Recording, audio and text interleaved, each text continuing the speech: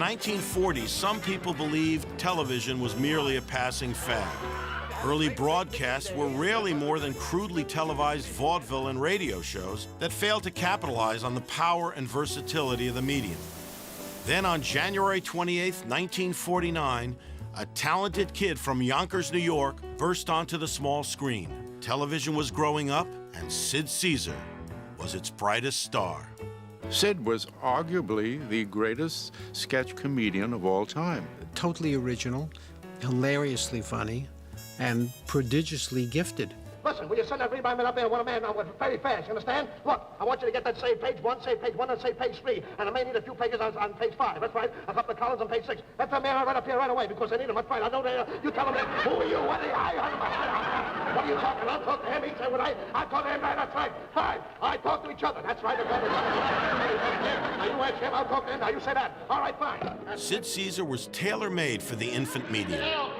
He possessed an incredible arsenal of natural talents, including razor-sharp comic timing, a powerful stage presence, an incredibly wide range of facial expressions, and an unmatched gift for verbal gymnastics.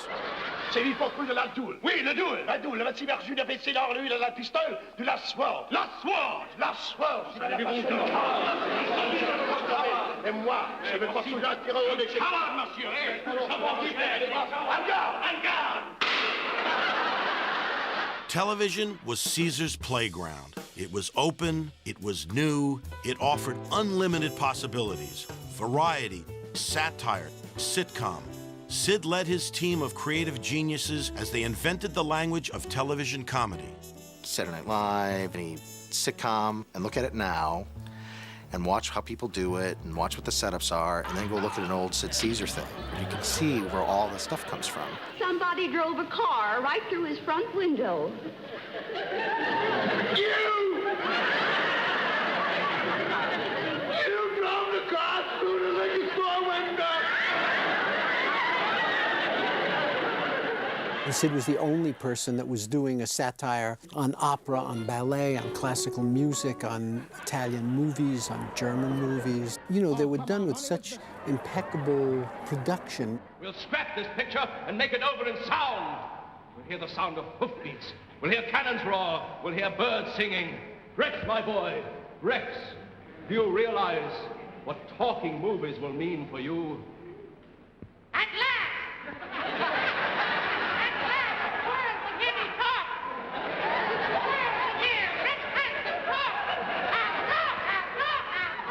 Caesar's writers were the true dream team of comedy. In the second half of the 20th century, they would be responsible for countless Academy Award-winning films, Emmy Award-winning television series, and Tony Award-winning plays.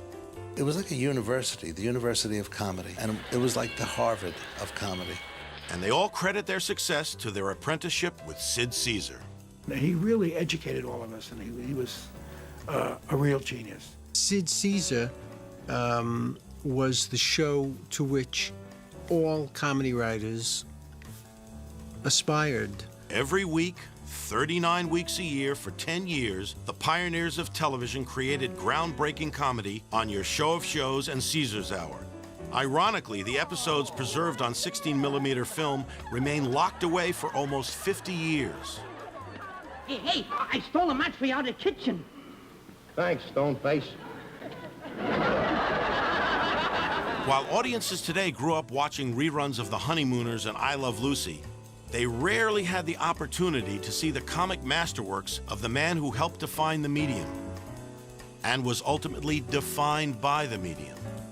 I didn't think there was anything accidental in the name Caesar. You know, it was Caesar and his empire, and here was Caesar, and he stood up, and everything rised up with him. Ladies and gentlemen, Mr. Sid Caesar. Almost half a century after the peak of his popularity, Sid Caesar still gets a standing ovation wherever he goes. Michelangelo, Sanagate, the Sistine Chapel of Sanagate, Sinade. Sono velia pioso che Sinato li vede the Pope, ma lo so, ni Sinagasi là. That's 4 years, ma la pioso canasso Nagami, no, Nagade. Send this down, hey, Michael, come on down. Si va la pioso che we're gonna wallpaper, che nasce la passione.